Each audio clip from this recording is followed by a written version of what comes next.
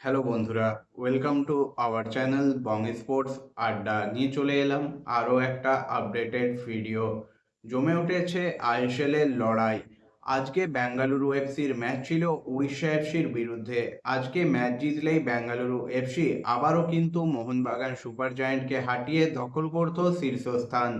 গতকাল Mohun Bagan super giant Chennai এফসিকে হারিয়ে শীর্ষস্থান দখল করেছিল, তবে বেঙ্গালুরু এফসি আজ কিন্তু উড়িষ্যা এফসির কাছে বড়সড় ব্যবধানে পরাজিত হয়েছে।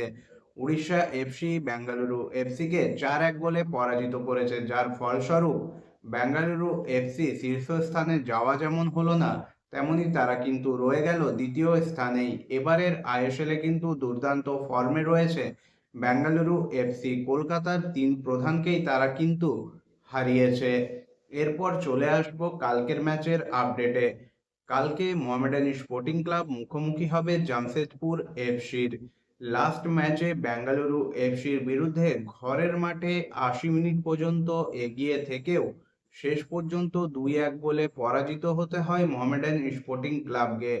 লাস্ট ম্যাচে যথেষ্ট ভালো ফুটবল খেলেছিল চেরনিসবের ছেলেরা, তবে বেশ কিছু মুহূর্তের ভুল এবং কনসেন্ট্রেট ব্রেক হওয়ায় সেই ম্যাচ থেকেও কিন্তু খালি হাতে ফিরতে হয়েছে সাদা কালো বাহিনীকে।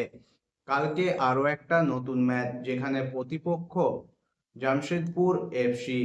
লাস্ট ম্যাচে মোহামেডান স্পোর্টিং ক্লাব বেঙ্গালুরু এফসির কাছে হারায় তাদের নামের পাশে কিন্তু এক লজ্জাজনক রেকর্ড জুড়ে গেছে। যে রেকর্ডটা হলো, কোনো প্রথম আইএসএল দল হিসেবে মোহামেডান স্পোর্টিং ক্লাব ঘরের মাঠে টানা 5 ম্যাচ হারলো, যা কিন্তু সত্যিই যথেষ্ট বিড়ম্বনার মোহামেডান স্পোর্টিং ক্লাবের জন্য। কালকে মোহামেডান স্পোর্টিং ক্লাব নামবে টানা 5 ম্যাচ হেরে। অন্যদিকে জামশেদপুর এফসিও কিন্তু খুব একটা স্বস্তিতে নেই। লাস্ট 3টে ম্যাচে দলটা কিন্তু 13টা গোল হজম করেছে, পরপর দুটো ম্যাচে 10 গোল, এবং লাস্ট ম্যাচে মোহনবাগান সুপার জায়ান্টের কাছেও কিন্তু 3 গোলে পরাজিত হয়েছে খালিদ জামিলের প্রশিক্ষাধীন জামশেদপুর এফসি। অর্থাৎ দুটো হেরো দল কিন্তু কালকে নামছে। দুটো দলেই চাইবে হারের অন্ধকার কাটিয়ে কালকে জয়ে ফিরতে। দুটো দলেই তাই মরিয়া হয়ে কালকের ম্যাচটায় নামবে। মোহামেডান স্পোর্টিং ক্লাবের কালকের ম্যাচটা কিন্তু অ্যাওয়ে ম্যাচ, এবং অ্যাওয়ে ম্যাচ থেকে মোহামেডান স্পোর্টিং ক্লাব চাইবে জয় তুলে নিতে। আর একটা পয়েন্ট কিন্তু মোহামেডান স্পোর্টিং ক্লাবের জন্য যথেষ্ট নয়। এবার দলকে ছন্দে ফিরতে গেলে বা তলানিতে থাকা মনোবল ফিরে পেতে গেলে দলকে কিন্তু জয় তুলে নিতেই হবে।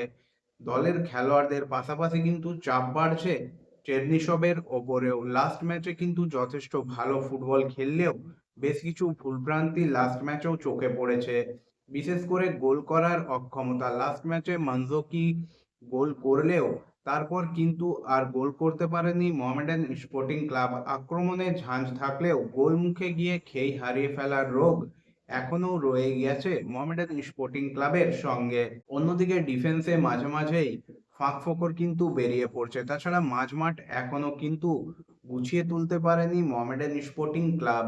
সেক্ষেত্রে কালকের ম্যাচটা কিন্তু দু দলের মাঝমাঠ এবং ডিফেন্সের জন্য বড়সড় পরীক্ষা হতে চলেছে। জাভি হার্নান্ডেজের মতন খেলোয়াড় কিন্তু রয়েছেন জামশেদপুর এফসির দলে, যিনি কিন্তু একাই যে কোনো ম্যাচের রং বদলে দিতে পারেন, যা কিন্তু আমরা তাকে করতে দেখেছি বেশ কিছু ম্যাচেই।